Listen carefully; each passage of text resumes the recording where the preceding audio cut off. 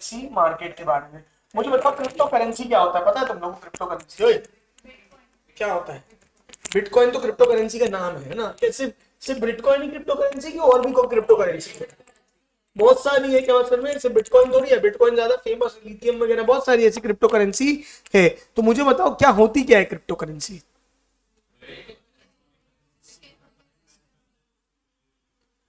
कहां से आई ये क्रिप्टो करेंसी, है क्या चीज, मतलब क्या है क्रिप्टो करेंसी का? देखो क्या होता है, जैसे फॉर एग्जांपल अपने देश में क्या चलता है, करेंसी कौन सी चलती है? रुपीस। उसको कौन कंट्रोल करता है? आरबीआई। उसको कौन कंट्रोल करता है? आरबीआई। अच्छा, यूएस में क्या चलता है? यूएस डॉलर, वहां पे उसके गवर्नमेंट कंट्रोल करती है। हर देश की अपनी करेंसी है और उसको कोई ना कोई क्या करता है? कंट्रोल करता है। तुम्हें क्या लगता है, तुम्हारे पास जितना पैसा है वो तुम्हारे हाथ में है कि सरकार के हाथ में है?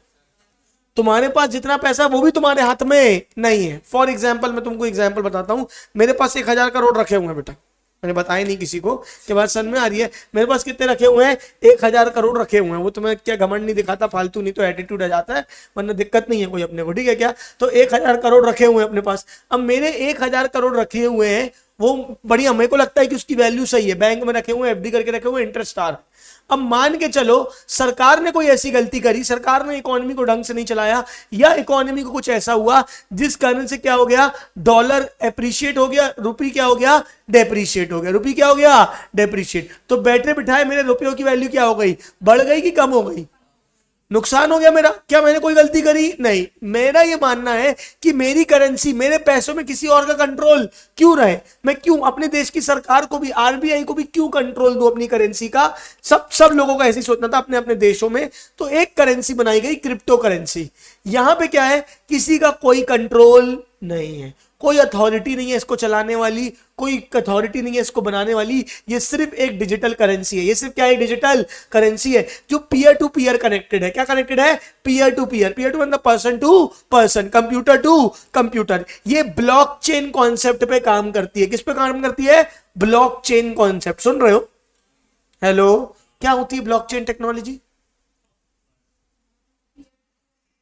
ठीक है क्या? मैं आपको, अच्छा, ब्लॉकचेन टेक्नोलॉजी क्या होती है कि एक, मतलब मैंने तुम्हारे साथ ट्रांजैक्शन किया, सिर्फ ये क्या होता है, ट्रांजैक्शंस आपस में क्या होते जा रहे हैं, जुड़ते जा रहे हैं एज अ चेन। जिसमें ट्रांजैक्शन क्या होते जा रहे हैं, जुड़ते जा रहे हैं एज ए चेन। और अल्टीमेटली ये जैसे मैंने तुम्हारे साथ ट्रांजैक्शन किया, मेरे पास किसी और ट्रांजैक्शन से आया होगा, उसके पास किसी और ट्रांजैक्शन से आया होगा। ये ट्रांजैक्शन टू ट्रांजैक्शन क्या होते जा रहे हैं, आपस में कनेक्ट होते जा रहे हैं और एक ब्लॉक चेन बनती जा रही है। क्या बनती जा रही है? ब्लॉक चेन, जिसमें फ्रॉड, मतलब अब ये क्या है, हर ट्रांजैक्शन दूसरे ट्रांजैक्शन से कनेक्टेड है, तो बीच में फ्रॉड होने के चांसेस बहुत कम है। एक्चुअली में ब्लॉकचेन को पढ़ने के लिए अपन को पूरी क्लास लगेगी। मैं एक छोटा सा तुमको वीडियो भेजूंगा ब्लॉकचेन कॉन्सेप्ट का, कि होता क्या है ब्लॉकचेन, उससे तुमको समझ में जाएगा। एग्जाम पॉइंट ऑफ व्यू से तो रिलेवेंट नहीं है, लेकिन तुम्हें पता होना चाहिए, आज के समय के बच्चे हो तुम, तो तुम्हें पता होना चाहिए कि ब्लॉकचेन क्या होता है और क्रिप्टो करेंसी क्या होता है। हाँ, यानी अभी के लिए एग्जाम पॉइंट में तुम्हें क्या पता होना चाहिए, क्या है, डिजिटल करेंसी है, किसी की अथॉरिटी है, किसी का कंट्रोल इसमें नहीं होता है। ठीक है क्या? ये फ्रीली ट्रेडेड होती है, करेंसी की जगह हम इसको यूज करते हैं, इस पे इन्वेस्ट भी करते हैं। क्या बात समझ में आ रही है?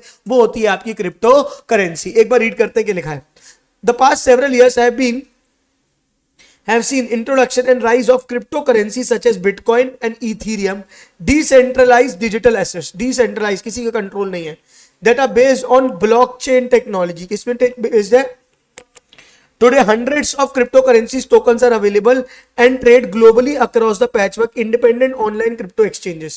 These exchanges host digital wallets for traders to swap one cryptocurrency for another or for fiat money such as dollars और यूरोस। मतलब क्रिप्टो करेंसी के अगेंस्ट में आपको फिएट करेंसी, यानी जो सरकारी करेंसी है, रुपीज वगैरह भी मिल सकते हैं, या एक करेंसी के बदले दूसरी क्रिप्टो करेंसी भी एक्सचेंज हो सकती है। धीरे धीरे क्या हो रहा है, ये क्रिप्टो करेंसी ज्यादा प्रचलन में आ रही है। बहुत दिन दूर नहीं है कि आप ओवर दी पीरियड क्या देखोगे, लोग रुपीज में ट्रेड करके काय में ट्रेड कर रहे हैं, क्रिप्टो में ट्रेड कर रहे हैं। जैसे जैसे उसकी एक्सेप्टेंस आएगी, लोग, अच्छा तुम बड़े बड़े देशों में, मतलब दूसरे देशों में बड़े बड़े ट्रांजेक्शन में भी क्या होता है, क्रिप्टो करेंसी में होता है। आजकल लोग ऐसा बोलते हैं, इतने लाख रुपए लेंगे प्लस साथ में इतने क्या लेंगे, क्रिप्टो लेंगे, इतने बिटकॉइंस लेंगे। क्या बात समझ में आ रही है? तो वो कहीं ना कहीं क्या हो रहा है, धीरे धीरे ओवर दी पीरियड, बहुत टाइम लगेगा उसको आने में, लेकिन क्या हो सकता है कि डिजिटल करेंसी रिप्लेस कर दे किसको, कंट्री की करेंसी को। पूरी तरीके से नहीं कर पाएगी, लेकिन बहुत हद तक कर भी सकती है। हाँ या ना, फटाफट बोलो।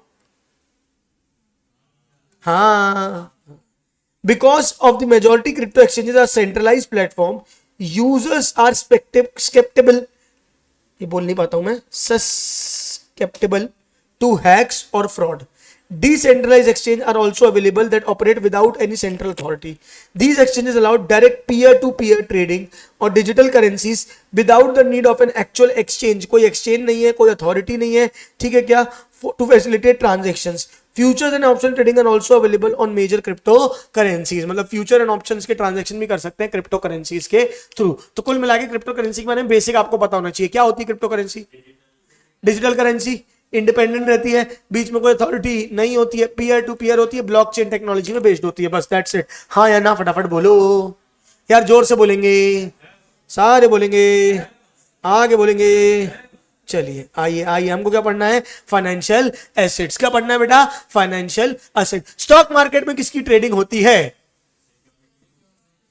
स्टॉक की, शेयर्स की. बोलो हाँ नहीं. बॉन्ड मार्केट में बॉन्ड की. अच्छा, और वो अपन ने क्या पढ़ा था? डेरिवेटिव्स मार्केट में डेरिवेटिव्स की. डेरिवेटिव्स के नाम बताओ. फ्यूचर्स, फॉरवर्ड्स, फॉरवर्ड कॉन्ट्रैक्ट और क्या? ऑप्शंस. हाँ, ऐसे ही यही सब क्या है? फाइनेंशियल एसेट्स है. यही सब क्या है बेटा? फाइनेंशियल एसेट्स है. कौन कौन से फाइनेंशियल एसेट्स हैं? देखो, the production of which are traded in financial market are called financial assets. Based on different requirements and needs, based on various requirements or need of the credit seeker, the securities in the market also differ from each other. Some important financial assets कौन कौन से हैं? ठीक है क्या? तुमने ये पढ़ा है क्या? Commercial paper, treasury bills. हाँ, क्या होते हैं बताओ? 12वीं कक्षा में पढ़ा था. 12वीं कक्षा में. अभी रॉकी में बैठे बेटा, बुला लूंगा बाजू से मैं.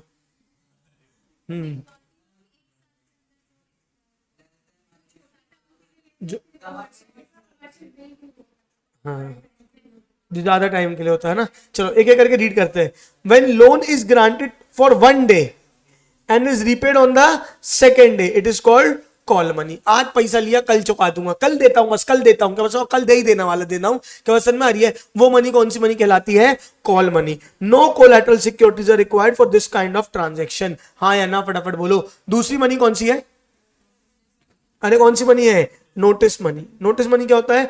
When loan is granted for more than a day and less than 14 दिन. अगर एक दिन के लिए तो क्या है? Call money. एक दिन से 14 दिन के बीच में है तो कौन सी है? Notice money. और 14 दिन से ज्यादा के लिए तो कौन सी मनी है? Term money. 3 ट्रांजेक्शन है, 3 सिक्योरिटीज है. कौन कौन सी? ओ कौन कौन सी? कॉल, नोटिस और कौन कौन सी?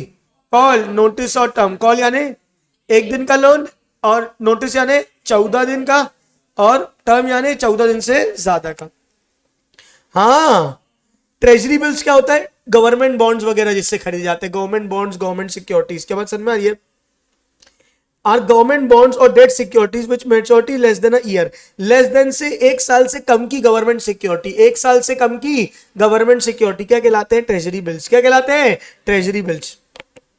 इट इज डीमैट फॉर्म के क्या है? Funds deposit in the bank for specific period of time. अगर कुछ स्पेसिफिक पीरियड ऑफ टाइम के लिए पैसे को डिपॉजिट कर दिया डीमटेरियलाइज फॉर्म में, तो उसको बोलते हैं सर्टिफिकेट ऑफ डिपॉजिट. फिर होता है कमर्शियल पेपर. क्या होता है? Short term debt. वही गवर्नमेंट जो डेट बॉन्ड्स होते हैं, बॉन्ड्स वगैरह खरीदे आपने, ठीक है क्या, कंपनी के द्वारा. अगर गवर्नमेंट ने इशू किए तो वो क्या कहला रहे हैं? T bills. अरे यार, गवर्नमेंट ने बॉन्ड इशू किया तो क्या कहला रहे हैं? T bill. कमर्शियल कंपनी ने बॉन्ड इशू किया तो क्या कहला रहे हैं? Commercial paper. क्या कहला रहे हैं? डेट सिक्योरिटीज बाय गवर्नमेंट क्या कहलाती है? अरे क्या कहलाती है? Treasury bills. और कंपनी के द्वारा किए गए डेट इंस्ट्रूमेंट्स क्या कहलाते हैं? क्या कहलाते हैं? Commercial paper. ठीक है क्या? एक बार रीड कर लो सारे फटाक से.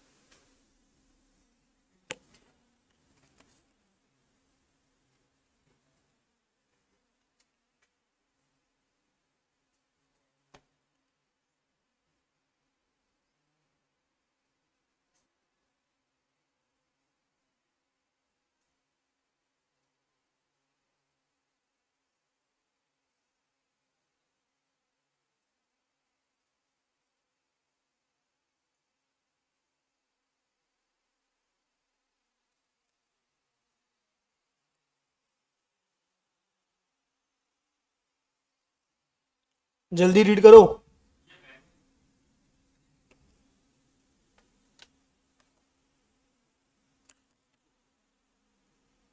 ये देखें यहाँ रखी हुई है, चल रही है कि नहीं।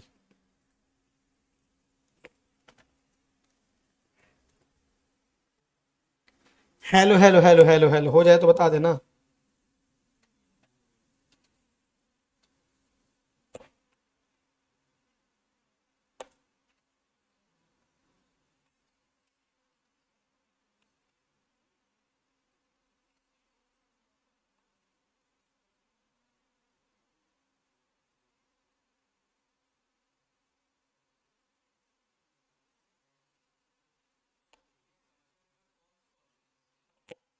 कोई भी कंपनी लेके आ सकती है, कोई भी कॉर्पोरेशन मतलब कंपनी वगैरह लेके आती है डेट सिक्योरिटीज, उसको कमर्शियल पेपर भी बोलते हैं।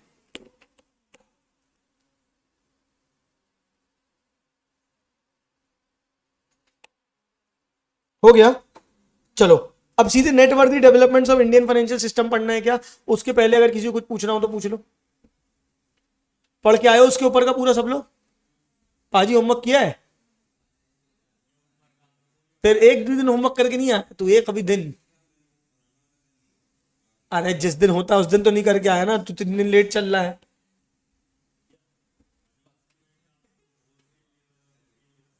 हाँ हाँ, कहाँ लिखा है बताओ?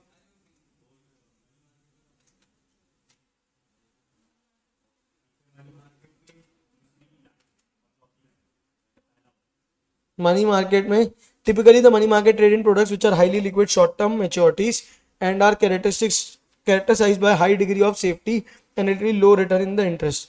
At the wholesale level, the money markets involve large volume trades between institutions and traders.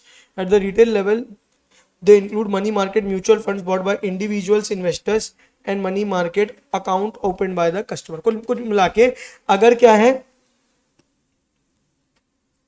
Institutions और ट्रेडर्स आपस में कर रहे हैं, मतलब कस्टमर जैसे एक है आम जनता, एक क्या है आम जनता। अब समझना ध्यान से, मैं हूं म्यूचुअल फंड कंपनी, मैं कौन हूं? Mutual fund company. Mutual fund company क्या होती है समझते हो?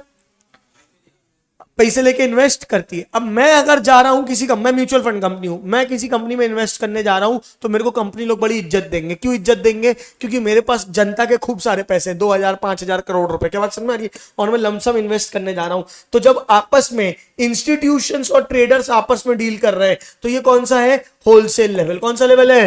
Wholesale level. बल्क में खरीदूंगा जाके, बोलो आया नहीं। तुम खुद जाके एक खरीदने जाओगे तो क्या करोगे बेटा? तुम क्या कहलाओगे? Retail level. क्या बात समझ में आ रही है? जब इंस्टीट्यूशंस और ट्रेडर्स आपस में डील कर रहे हैं तो वह होलसेल लेवल ट्रांजैक्शंस, और जब इंडिविजुअल कस्टमर अपने लिए खरीद रहा है जाके तो वो कौन सा है? Retail level transaction. तो वही बोला, मनी मार्केट में एक बार होलसेल लेवल पे होता है जहां इंस्टीट्यूशंस और ट्रेडर्स डील करते हैं, और दूसरा क्या होता है? रिटेल लेवल, जब कस्टमर डायरेक्टली अपने लिए अकाउंट खुलवाता है और डील करता है। तो ये दिया हुआ है, आया समझ में? चलो आगे बढ़ते हैं। मेरे की टेक अवेज वाला पॉइंट, कौन सा पॉइंट बेटा? की टेक अवेज। इसमें देखो मैं noteworthy development, sorry, in Indian financial ecosystem. अब क्या दिया हुआ है मैं पढ़ के बता रहा हूं एक बार, इनने क्या क्या बोला है नेटवर्दी डेवलपमेंट्स में। बोलू हेलो हेलो हेलो, इनने क्या बोला है कि जैसे जैसे देश आगे बढ़ा है हमारा बैंकिंग का तरीका क्या हो गया है? बदल गया है। आज से कई साल पहले तक, तुम शायद छोटे रहे होगे, मैं भी तब छोटा ही था, तो तुम तो और ही छोटे रहे होगे, क्या बात समझ में आ रही है? तब क्या था, अगर पैसे ऐसे निकालने तो बैंकों में लाइन लगती थी, ठीक है क्या? अगर पैसे विड्रॉ करने तो बैंक में क्या लगती थी? लाइन लगती थी। मुझे आपको पेमेंट करने तो एक ही तरीका होता था, या तो कैश करूं या तो क्या करूं? चेक करूं। अब मैं तुमको चेक दे देता, तुम चेक में जाके डिपॉजिट करते थे, 3 दिन बाद तुमको पेमेंट आती थी। गिने चुने लोग थे जो कॉइन क्या यूज करते थे? इंटरनेट बैंकिंग यूज करते थे। क्या यूज करते थे? Internet banking. इंटरनेट बैंकिंग में बड़ी तमाशा हुआ करती थी, क्या बात समझ में आ रही है? इतने आसानी से ट्रांजेक्शन हुआ नहीं करते थे। आज देखो पूरी दुनिया काय में आ गई है, क्या आ गई है? ये यूपीआई और इसमें आ गई है। क्या बात समझ में आ रही है? सब्जी वाले से लेके, अरे मैं तो अभी वहां गया था बैंगलोर में, तो भाई वो जो मांगते हैं भी, उनके पास भी यूपीआई था। मजाक नहीं, सीरियसली बोल रहा हूँ, ठीक है क्या? उनके पास भी क्या था? यूपीआई था। तो क्या है बेटा यूपीआई? क्या है आज के डेट में? क्या? अच्छा, सबसे पहले बोलते हैं प्लीज, एक बंदी आई वो बोलती है कि वो तो वहां बैंगलोर था कि केरला था, याद नहीं मेरे को, तो वहां तो बिग भी इंग्लिश में मांगते प्रॉपर। तो वो आए, बोलते हैं कि उनने से फूल, अच्छी सी बच्ची थी तो उसके हाथ में फूल थे, तो बोलती है प्लीज डोंट बाय फ्लावर्स, ठीक है, फूल थे उसके हाथ में, और उसने बोला please don't buy flowers, pay me, I will pay my, give something money, help me going to school, I will pay the fees. मैंने बोला इतनी इंग्लिश तो हमारी नहीं निकलती है एक बार में यार, ठीक है, उनकी तो। और एक्चुअली मेरे पास कैश नहीं था, मैंने कहा I am sorry I don't have cash. बोलती no problem you can do UPI also. ठीक है क्या, बढ़िया स्मार्टफोन था उसके पास, क्या बात समझ में आ रही है? उसने बढ़िया अपना स्मार्टफोन निकाला और स्कैनर दिया मेरे को, और मैंने फिर उसको पेमेंट भी करी। क्या बात समझ में आ रही है? देख रहे हो मतलब कहाँ पहुंच गई है दुनिया, है ना? तो पॉइंट यही है आपका, ठीक है क्या?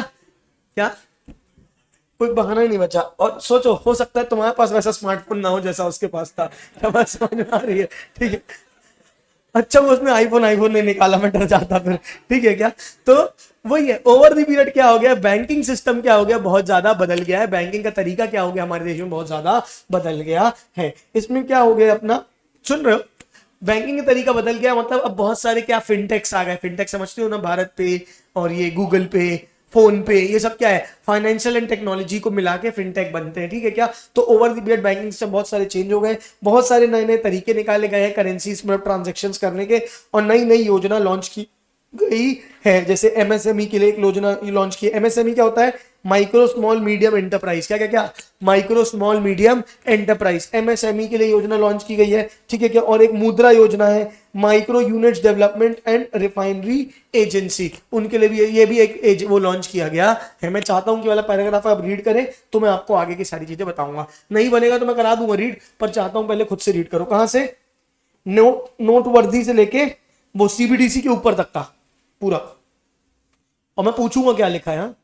हम अपनी करेंसी को भी क्या कर देंगे, डिजिटल कर देंगे। तो सरकार ने इस बार के बजट में ऐलान किया है कि डिजिटल रुपया आएगा। क्या आएगा? डिजिटल रुपया। जो अभी ट्रांजैक्शन, मतलब मनी तो फिजिकली है ना, रुपीस, तो क्या बात समझ में आ रही है? आप ट्रांजैक्शन जरूर ऑनलाइन कर ले रहे हो, पर रुपीस तो जितने हैं वो क्या है, फिजिकल है। तो इन्होंने बोला कि हम डिजिटल करेंसी लॉन्च करेंगे, जिसको डिजिटल रुपया बोलेंगे। क्या बात समझ में आ रही है? तो ये अभी कैसा होगा, क्या है, अभी आया नहीं है, इस साल के लिए उन्होंने बोला लॉन्च करेंगे। The budget propose mentions that digital rupee will be introduced by RBI in financial 22-23। Introduction of central bank digital currency CBDC will provide an impetus to digital economy. Digital currency will also lead to more efficient and cheaper currency management system. छापने आपने का चक्कर क्या हो जाएगा, खत्म हो जाएगा। हाँ यानी फटाफट बोलो। दूसरा बड़ा अच्छा पॉइंट है, क्या है? Cryptos as assets. क्या क्या क्या?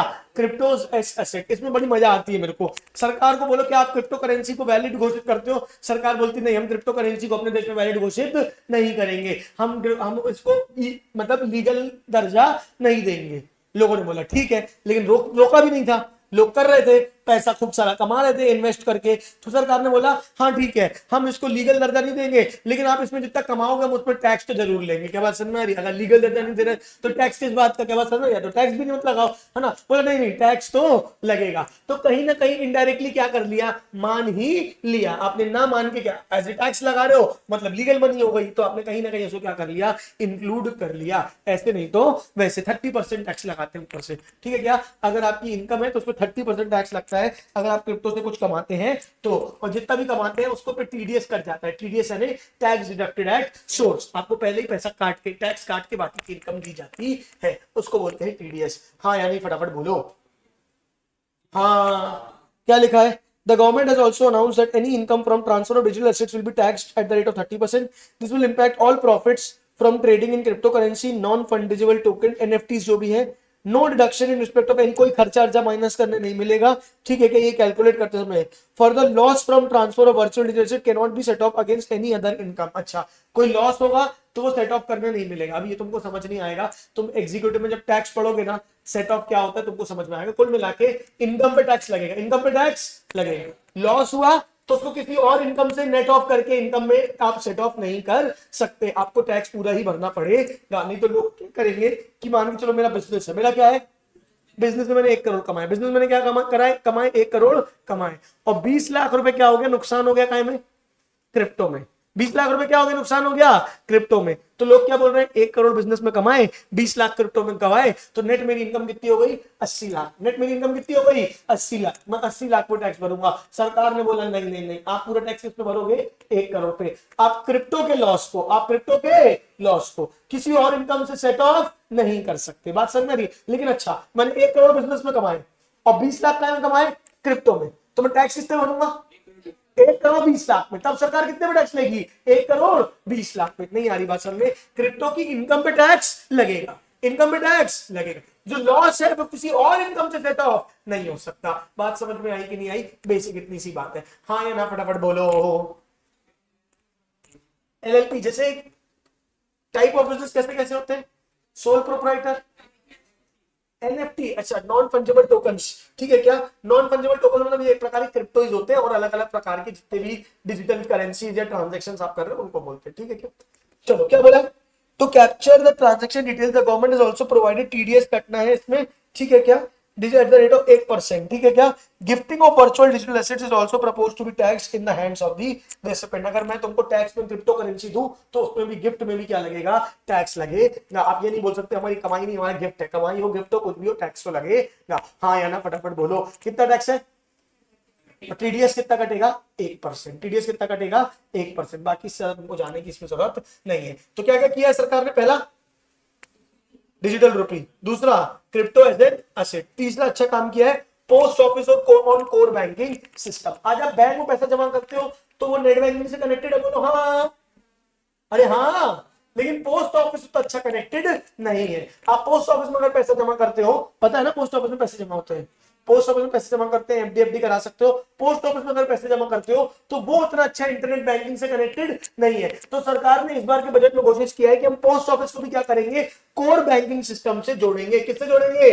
कोर बैंकिंग सिस्टम से। आप आसानी से पैसा पोस्ट ऑफिस पे, बैंक से पोस्ट ऑफिस में, पोस्ट ऑफिस से बैंक में और आपस में ट्रांजेक्शन वगैरह कर सकते हो, ताकि पोस्ट ऑफिस को भी वापस से बढ़ावा मिल सके। हाँ यानी फटाफट बोलो। हाँ, 75 डिस्ट्रिक्ट्स में क्या करेंगे? 75 डिस्ट्रिक्ट में डिजिटल बैंकिंग यूनिट्स खोली जाएगी। क्या खोली जाएगी? डिजिटल बैंकिंग यूनिट्स खोली जाएगी। मैं चाहता हूं कि ये पहले 4 पॉइंट पूरे पूरे आप रीड करो, फिर मैं 5वां गिफ्ट सिटी आपको पढ़ाऊंगा। जल्दी करो।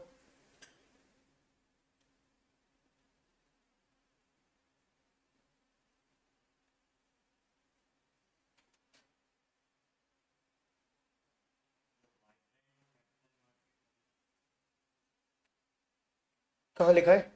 सेंटेंस के साथ अच्छा मतलब बता पाऊंगा।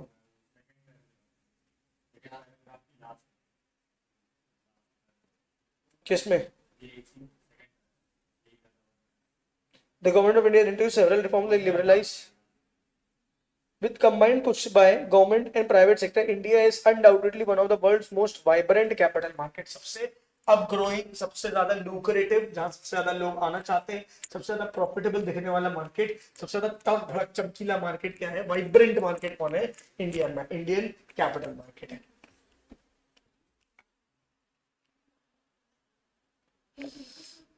हाँ, कहाँ लिखा है?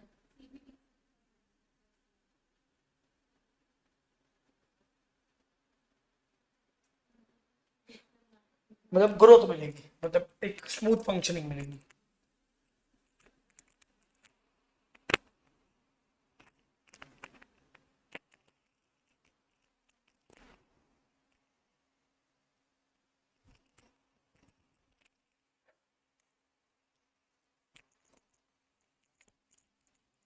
रीड करो 2 मिनट।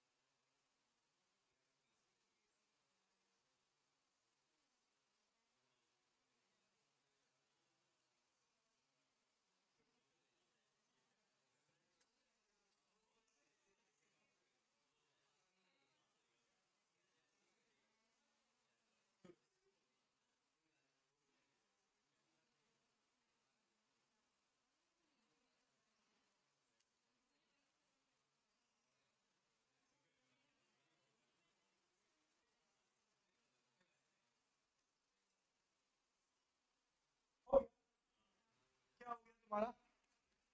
कहां तक पढ़ लिया तुमने? पढ़ लिया पूरा डिटेल बैंकिंग यूनिट भी, झूठ नहीं बोलना।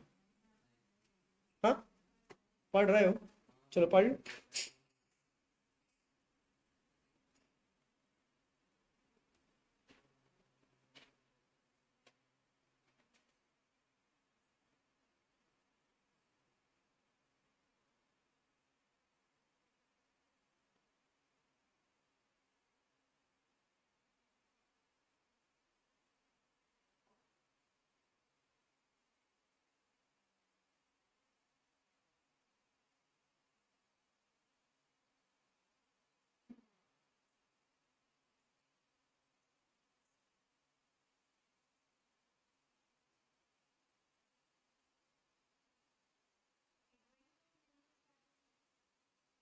क्या कहाँ लिखा है?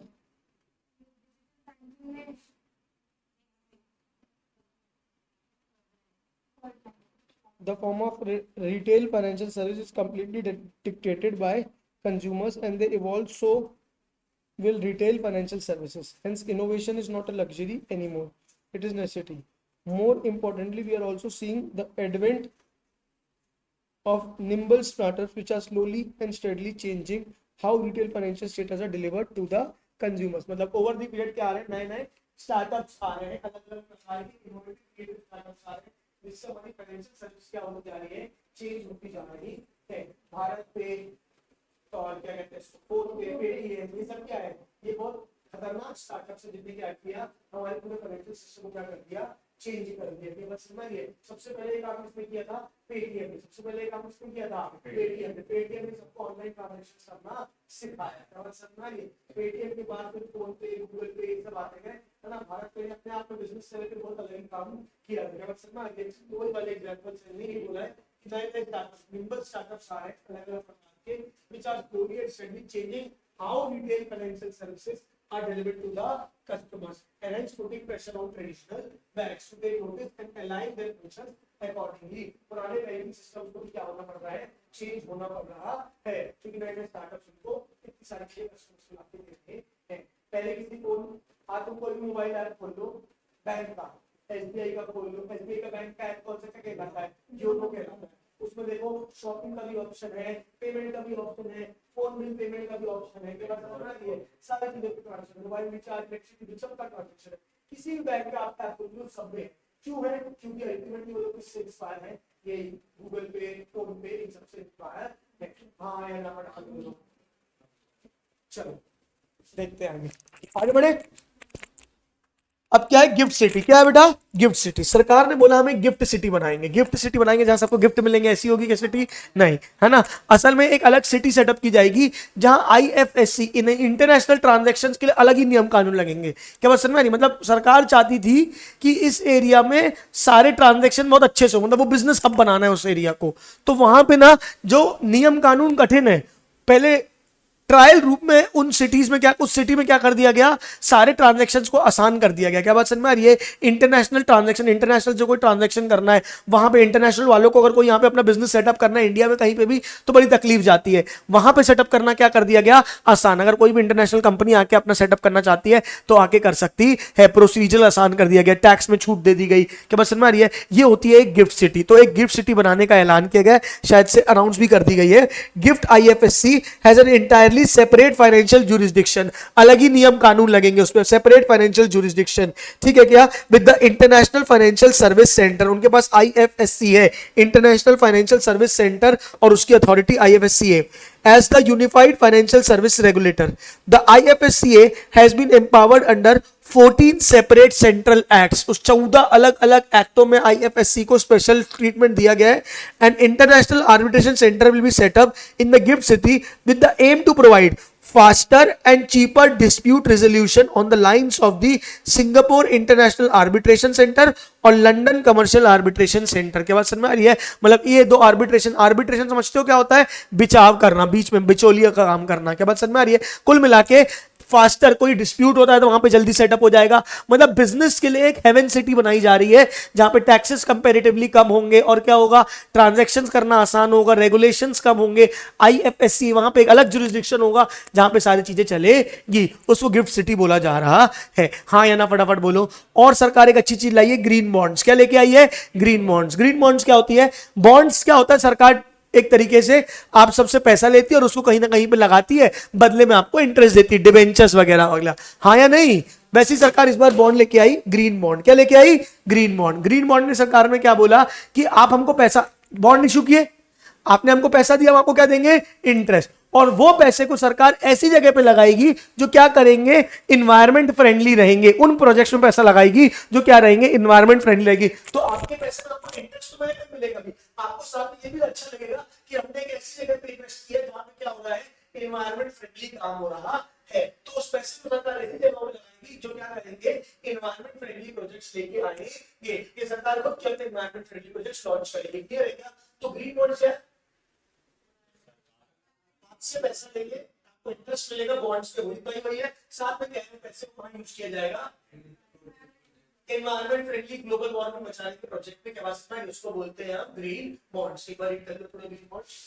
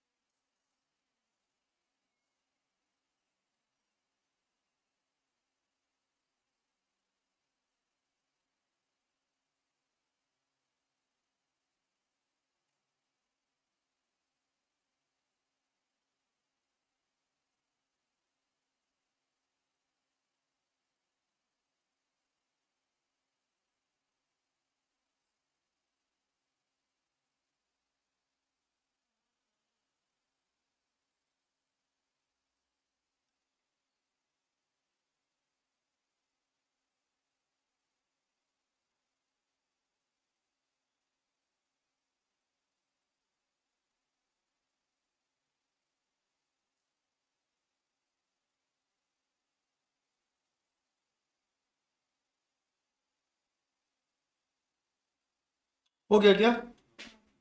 चलो आ जाओ, आगे बात करते हैं अपन। आगे क्या दिया है आपको, बताओ मेरे को। ये आप पढ़ेंगे, घर पे रीड करके आएंगे, ये होमवर्क है आपका। की faces growth of financial institution in India, कैसे कैसे देश में ग्रो हुआ, क्या क्या हुआ, ये आप पूरा रीड करके आएंगे। जो पॉइंट आपको नहीं बनेगा वो आप मुझसे आके पूछेंगे। ये 7 पॉइंट तक बैंकिंग सेक्टर में पढ़ा रहा हूं आपको। हाँ कि ना? चलो, बैंकिंग सेक्टर क्या होता है? क्या होता है बैंक, पता है सबको? क्या होता है बैंक? जहां हम पैसे डिपॉजिट करते हैं, आगे बैंक लोन पे चढ़ाता है ना, वो देश की इकोनॉमी के लिए काम करता है, वैसा करता है, वैसा करता है, ये करता है, वो करता है। बहुत कुछ आप बैंकिंग सेक्टर वाले पहले से पढ़ चुके हो, ठीक है क्या? मॉनेटरी पॉलिसी इंस्ट्रूमेंट्स, अलग अलग इंस्ट्रूमेंट्स होते हैं बैंकिंग के पास, एक एक करके अपन उसको डिस्कस करते हैं। कुछ कुछ तो आपने पढ़े भी होंगे। एक होता है रेपो रेट और एक होता है रिवर्स रेपो रेट। पढ़ा है कि क्या होता है रेपो रेट? क्या होता, बताओ क्या होता है रेपो रेट और क्या होता है reverse repo rate? RBI lends money to commercial bank, बदले में वो क्या करती है, सिक्योरिटीज को डिस्काउंट करती है। सिक्योरिटीज को क्या करती है? डिस्काउंट। मतलब कि अगर कमर्शियल बैंक के पास कोई सिक्योरिटीज रखी है, कोई भी बिल्स रखे हैं, के पास सनमैन टी बिल्स रखे हैं, वो जाके सरकार को, वो आरबीआई को देते हैं। जैसे discounting of bills of exchange पढ़ा था तुमने? हाँ ना बोलेंगे यार।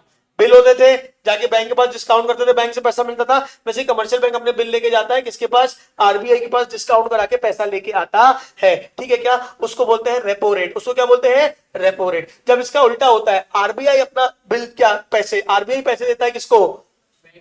सॉरी, आरबीआई पैसे लेता है, किससे लेता है? कमर्शियल बैंक से। कमर्शियल बैंक के पास एक्स्ट्रा पैसे रखे, वो जाके इसको देते हैं आरबीआई को, बदले में इंटरेस्ट लेते हैं, बदले में इंटरेस्ट लेते हैं। तो वो क्या होता है, रिवर्स रेपो रेट। एक होता है रेपो रेट जब RBI lends money to commercial bank, RBI lends money to commercial bank. Reverse repo rate उसका उल्टा होता है, commercial bank pass money to RBI, अपना एक्स्ट्रा पैसा वो पार करते हो, बदले में इंटरेस्ट लेते हैं। वो क्या कहलाता है, रिवर्स रेपो रेट। क्या कहलाता है, रिवर्स रेपो रेट। एक सेकंड, एलएफएमएस। अच्छा उसके पहले नीचे आ जाओ, बैंक रेट पड़ा हुआ है क्या, bank rate RBI lend money to for commercial for long term purpose क्या कहलाता है, bank rate. Short term purpose क्या कहलाता है, रेपो रेट। सीआरआर पढ़ा था कि cash reserve ratio, total deposits का वो हिस्सा जो हम आरबीआई के पास जमा करते हैं क्या कहलाता है, सीआरआर। टोटल डिपॉजिट्स का वो हिस्सा जो हम अपने पास रखते हैं लिक्विड फॉर्म में, वो क्या कहलाता है, एसएलआर। याद है सब 12वीं का, नहीं याद है? अगर जो पैसा कमर्शियल बैंक अपना कुछ पैसा किसको देता है, आरबीआई को, वो कहलाता है सीआरआर। क्या कहलाता है, सीआरआर। और जो वो अपने पास रखता है लिक्विड एसेट्स के फॉर्म में, वो क्या कहलाता है, एसएलआर। अरे क्या कहलाता है, एसएलआर। एक होता है कैश रिजर्व रेशियो, एक होता है स्टैट्यूटरी लिक्विडिटी रेशियो। क्या होता है, स्टैट्यूटरी लिक्विडिटी रेशियो। हाँ हाँ हाँ हाँ हाँ, ठीक है। अभी ये हर थोड़े दिन जब तुम जाओगे उसके पहले रिसेंट का एक बार देखे ना, अभी है चेंज होगा भी नहीं, जो अभी चल रहा है वही चलेगा मोस्ट प्रोबेबली एग्जाम तक। ठीक है क्या, एसएलआर भी तुमने पढ़ लिया। ठीक है, ओपन मार्केट ऑपरेशन क्या होता है, गवर्नमेंट सिक्योरिटीज। आरबीआई क्या करती है, गवर्नमेंट सिक्योरिटीज सेल करती है और गवर्नमेंट सिक्योरिटीज बाय करती है। सेल करती है तो लोगों का पैसा उसके पास आ जाता है, क्रेडिट कंट्रोल हो जाता है, याद है क्या? बाय करती है तो अपना पैसा लोगों के पास चला जाता है, क्रेडिट क्रिएट हो जाता है। कुछ याद है? तो वो क्या कहलाता है, ओपन मार्केट ऑपरेशन, खुली बजरिया ऑपरेशन। याद है क्या? ये होता है तुम्हारा ओपन मार्केट ऑपरेशन। तो क्या क्या बताओ एक बार, क्या क्या पढ़ लिया? Repo rate, reverse repo rate, bank rate, CRR, SLR और ओपन मार्केट ऑपरेशन। एक बार इतना रीड कर लो, फिर बाकी की पढ़ाऊंगा, जल्दी रीड करो।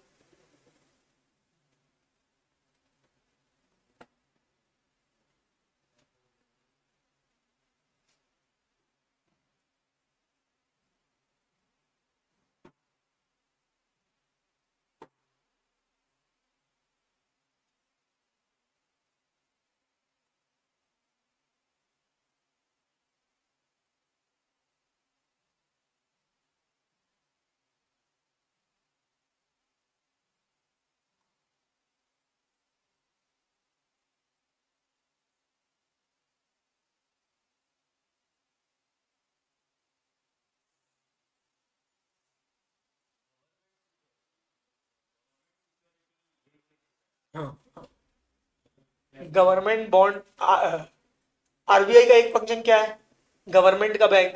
तो गवर्नमेंट के जितने भी बॉन्ड्स वगैरह इशू करने की जिम्मेदारी किसके पास है, आरबीआई के पास है। तो आरबीआई क्या करता है, गवर्नमेंट सिक्योरिटीज इशू कर देता है और बदले में पैसा ले लेता है। क्या बात समझ में आ रही है? ठीक है क्या? तो गवर्नमेंट सिक्योरिटी, अब तुम्हारे पास गवर्नमेंट सिक्योरिटी आ गई, तुमसे क्या कर लेता है, बाय कर लेता है, तुम्हारे पास पैसा वापस कर लेता है। तो ये क्या होता है तुम्हारा ओपन मार्केट ऑपरेशन। तू कहां पढ़ रहा था? अच्छा, रेपो रेट के हिसाब से। रेपो रेट में क्या होता है कि आप कोई भी अपनी, जैसे कमर्शियल बैंक के पास कोई भी सिक्योरिटीज रखी है, बिल डिस्काउंट कराने जाते हैं ना, तो वो जाते हैं अपनी सिक्योरिटीज रखते हैं और बदले में क्या करते हैं, पैसा लेके आ जाते हैं। उसको बोलते हैं अपन रेपो रेट। उसको अपन क्या बोलते हैं, रेपो रेट। और वापस से जब सिक्योरिटीज खरीद के आते हैं तो वो होता है रिवर्स रेपो रेट। हाँ होती है ना, हाँ हाँ होती है। गेजेट ऑफ इंडिया वो सरकारी दफ्तर, कहाँ लिखा है बता एक बार, कहाँ लिखा है?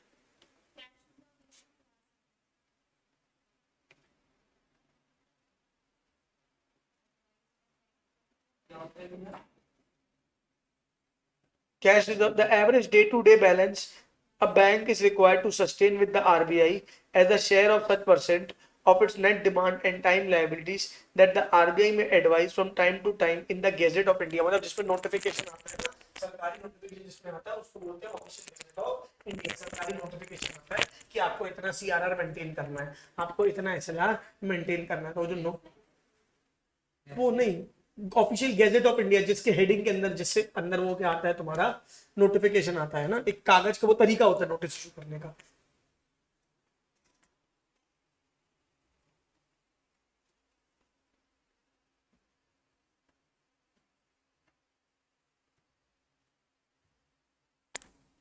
हो गया?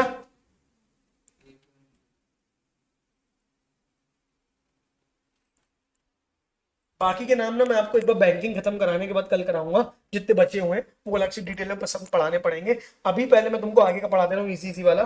बैंक कैसे कैसे होते हैं, एक होता है कमर्शियल बैंक, एक कौन होता है कमर्शियल बैंक, जानते हो कमर्शियल बैंक के बारे में बोलो हाँ। दूसरा कौन होता है स्मॉल फाइनेंस बैंक, कौन होता है स्मॉल फाइनेंस बैंक, जैसे एयरटेल अपने आप में एक एयरटेल बैंक तुमने सुना होगा, क्या बात समझ में आ रही है? पेटीएम बैंक, क्या बात समझ में आ रही है? स्मॉल फाइनेंस, या सॉरी ये तो स्मॉल फाइनेंस बैंक के अंदर एयरटेल नहीं आएगा, ये आएगा यूको स्मॉल फाइनेंस बैंक, सुना होगा ना, उत्कर्ष स्मॉल फाइनेंस बैंक। पहले क्या होता है, कोई नया बैंक खुलता है उसको एक लिमिट तक ट्रांजैक्शन करने की लिमिट होती है, एक लिमिट से ज्यादा वो ट्रांजैक्शन नहीं कर सकता, एक लिमिट ज्यादा वो लोन नहीं दे सकता।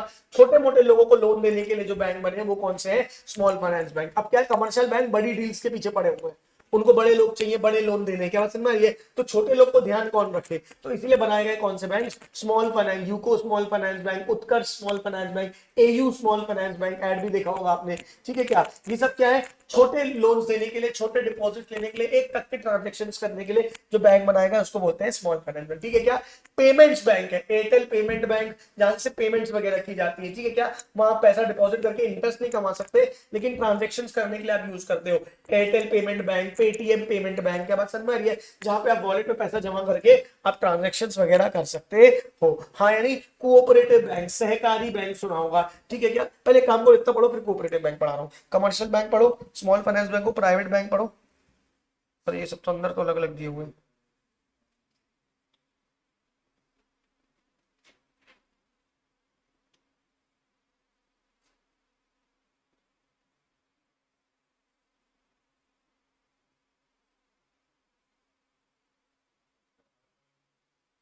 चलो मैं मत पढ़ो, रुक जाओ, मैं बता दे रहा हूँ। कमर्शियल बैंक पढ़ लिया क्या, ये समझ में जाएगा क्या? कमर्शियल बैंक जो लिखा हुआ है आपका ये पूरा, commercial bank can be further classified into public sector bank होते हैं जो सरकार के होते हैं, प्राइवेट सेक्टर बैंक होते हैं, फॉरेन बैंक्स होते हैं, और रीजनल रूरल बैंक्स होते हैं। समझ में आ रहा है क्या? कमर्शियल बैंक के अंदर कौन कौन से, पब्लिक सेक्टर बैंक एग्जांपल दो, एसबीआई और बैंक ऑफ इंडिया और बैंक ऑफ बड़ौदा और एचडीएफसी। एचडीएफसी सरकारी थोड़ी है, प्राइवेट है नालायक, क्या? हाँ, PNB, Punjab national bank, Allahabad bank, ये सब क्या है, सारे सरकारी बैंक है, बोलो सब public sector bank. Private sector bank example बोलो, एचडीएफसी, आईसीआईसीआई और एक्सिस बैंक, ठीक है क्या? ये सारे बैंक कौन से बैंक है आपके, प्राइवेट सेक्टर बैंक। फिर तुम्हारा कौन सा है, foreign bank, HSBC. HSBC bank के बारे में सुना है, जो फॉरेन, मेन बैंक फॉरेन का, यहाँ पे आके बस उसने अपनी ब्रांच खोली है, वो बैंक कौन सा बैंक कहलाता है, फॉरेन बैंक कहलाता है। एचएसबीसी एक एग्जांपल है जिसका, ठीक है। रीजनल रूरल बैंक, इसके बाद समझ में आ रही है, गांव के अंदर ग्रामीण बैंक देखे होंगे तुमने, ठीक है, कि गांव के एरिया में होते हैं, ठीक है, कि जो ग्रामीण बैंक है, रीजनल रूरल बैंक वो कहलाते हैं। एक रीजन में उसी ग्रामीण के लिए जो बनाए जाते हैं वो कहलाते हैं रीजनल रूरल बैंक, ग्रामीण बैंक वगैरह, क्या बात समझ में आ रही है? तो कौन कौन से बैंक हो गए, अरे यार, सरकारी, पब्लिक सेक्टर, फिर क्या हो गए, प्राइवेट सेक्टर, फिर फॉरेन और रीजनल रूरल। फॉरेन बैंक क्या होता है, foreign is the bank is the one that is headquarters in the foreign countries but operate in India as a private entity. These banks are under the obligation to follow regulations of their home country as well as their country in which they are operating. इनको अपनी country के भी नियम कानून follow करने हैं और हमारे देश के नियम कानून भी फॉलो करने हैं, फॉरेन बैंक कहलाते हैं। यहाँ या ना बोलो। रीजनल रूरल बैंक क्या होते हैं, जो गांव के अंदर ग्रामीण बैंक बनाए जाते हैं गांव वालों के लिए, ठीक है क्या? जितनी भी सरकारी योजना है उन तक पहुंचाने के लिए, वो कहलाते हैं regional rural bank. They usually operate in regional levels in different states in India and many have branches in selected urban areas as well. कुछ कुछ शहरों में भी उनकी ब्रांच होती है। हमारे घर रांची के पास में एक ग्रामीण बैंक, ठीक है क्या? मनरेगा वगैरह से जो पेमेंट वगैरह आती है, ठीक है, सरकारी की जो भी स्कीम्स वगैरह आती है उसके लिए पैसा पहुंचाने के लिए बनाए जाते हैं, ठीक है क्या? ये पब्लिक सेक्टर बैंक के एग्जांपल दिए, bank of Baroda, bank of India, bank of Maharashtra, ये पूरी लिस्ट है, ठीक है। प्राइवेट सेक्टर बैंक की लिस्ट है ये, एक्सिस बैंक, बंधन बैंक, सीएसबी बैंक, जे बना, धनलक्ष्मी बैंक, फलाना ढिमकाना बैंक, बोलो हाँ नहीं। आईडीएफसी देख ले, प्राइवेट बैंक है, हाँ फलाना, ये सारे फलाना है और ये सारे ढिमकाना डाला है, ठीक है क्या? उसके बाद क्या है, फॉरेन बैंक्स, ऑस्ट्रेलिया बैंक, ये बैंक ऑफ बैरिन है ना, एबी बैंक, सोनाली बैंक, ठीक है।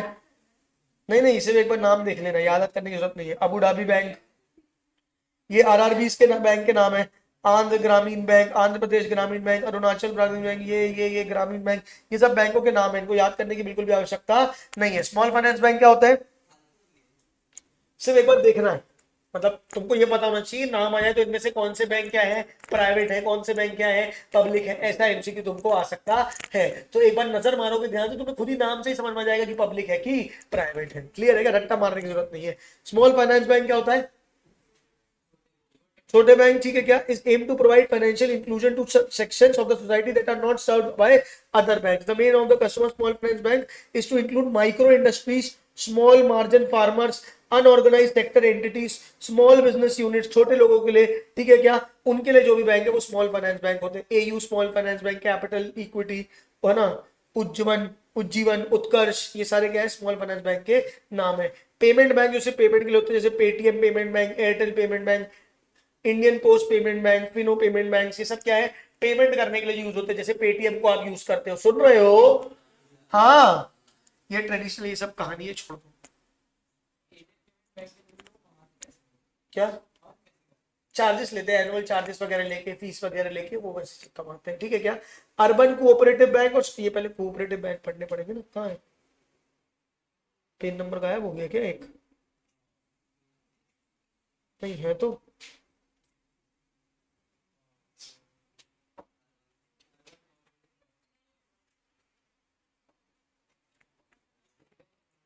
कोऑपरेटिव बैंक मतलब सहकारी बैंक। क्या होता है? लोग कम्युनिटी बना के बैंक बना देते हैं। क्या बात समझ में आ रही है? जैसे कि हम सब ने मिलकर एक कम्युनिटी बना दी, हम सबका एक बैंक हो गया, हम सब अपने पैसे वहां पे डिपॉजिट करेंगे और वहां से अपना पैसा लोन वगैरह चलाएंगे। तो वो पूरा क्या होता है? कोऑपरेटिव बैंक होता है। अगर गांव में सेट हुआ है तो स्टेट कोऑपरेटिव बैंक, अगर शहर में है तो अर्बन कोऑपरेटिव बैंक या स्टेट कोऑपरेटिव बैंक। क्या बात समझ में आ रही है?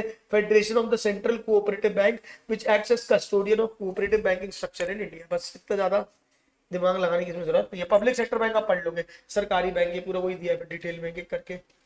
ये रीड करके आना है ना, कब कब कितनी कितनी ब्रांचेस बनी, क्या हुआ जिंदगी में, मजा आई कि नहीं आई, क्या हुआ, बाय नाउ पे लेटर। म्यूचुअल फंड्स के ऊपर तक का आप रीड करके आएंगे। अगर आपको नहीं बनेगा कोई पैराग्राफ तो मैं कल क्लास में रीड करा दूंगा, लेकिन इजी इजी है। क्या बात समझ में आ रही है? कब कितनी ब्रांचेस थी, कितनी ब्रांचेस हो गई, हिस्ट्री के बारे में वगैरह लिखा हुआ है। ये बैंकिंग सिस्टम की कहानी दी हुई है आपको। हाँ या ना फटाफट बोलो। नहीं आया? आ गया? इतना पूरा आप रीड करके आएंगे, चल जाएगा आपको। हाँ या ना बोलो। चलिए, आज मैं इतना ही करा रहा हूँ, बाकी का मैं नेक्स्ट क्लास में कराऊंगा।